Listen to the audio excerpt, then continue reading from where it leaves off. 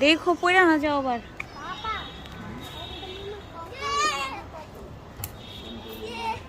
খুশি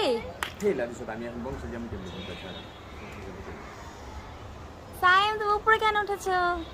আমি এমনি খেলা করতে উঠেছি। ঠিক আছে।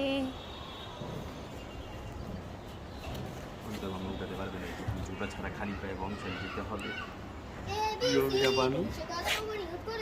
আমি জুতাটা ফেললি কিভাবে যাবো?